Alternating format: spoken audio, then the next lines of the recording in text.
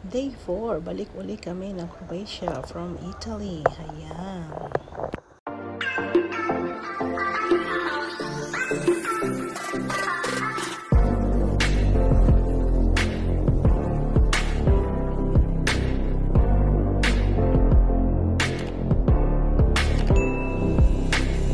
In 14 kilometers, take the exit towards Poland Kazan. Ito ng Slovenia. At ang Italy naman ay nakakadismaya at wala rin namang magandang beach. So we're back in Croatia. So decide kami balik na uli kami. Babalik na lang kami sa aming place where we stay here in Croatia in Opatija. So look, this is the Opatija actually from the highway. Ayan, ang ganda-ganda. So we're going back to Opatija. Ang ganda. Ang ganda ng view from the highway, diba? Kung saan-saan pa kami nagpupunta actually. Andito lang naman sa Opatija ang maganda. Magandang view pala. Kala ko. So, this is entering Opatija. Opatija or Opatija in Croatia. Take the first exit onto Novi Cesta towards Kazan. Just 20 minutes, you will be in Slovenia. And look, ang ganda talaga.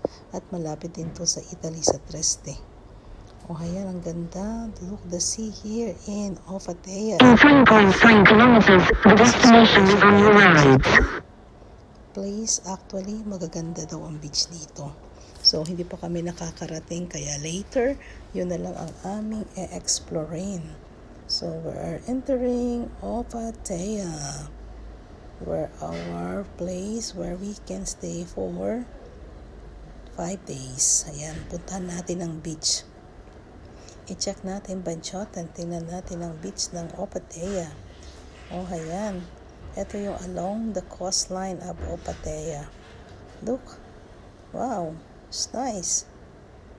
At Opatija actually, it's really dito, it's like all the business is tourist business. Lahat ata ng bahay ay parang mga hotel, apartments, and big hotel here. At ang daming turista talaga. Ayun. Ang ganda pala rito sa Opatija. Yung beach nila, mas mukhang beach kesa doon sa pinuntahan natin sa Italy. Diba? Look. Ayan mga hotel. Ang dami-daming hotel din dito. Ayan, tingnan nyo. Ito yung surrounding ng Opatija. Ito yung parang city center nila. Wait, may tatawid. Sandali. Sandali, dahan-dahan. Diretso tayo. Ayan, drive tayo. So, we just want to look around. Titingnan namin yung city center ng Opatija. Yung sentro nila. So, eto yung kanilang sentro. Ang dami mga hotel. Puro hotel talaga. Talagang may casino pa sila dito. Wow. Ang business talaga sa Opatija is mga turista. Parang lahat-lahat. Hotel. Ayan naglalakihang hotel. At ang ganda rito actually. It's really beautiful. Malinis. Yeah. Ang ganda sosyalan. So, ang daming turista talaga.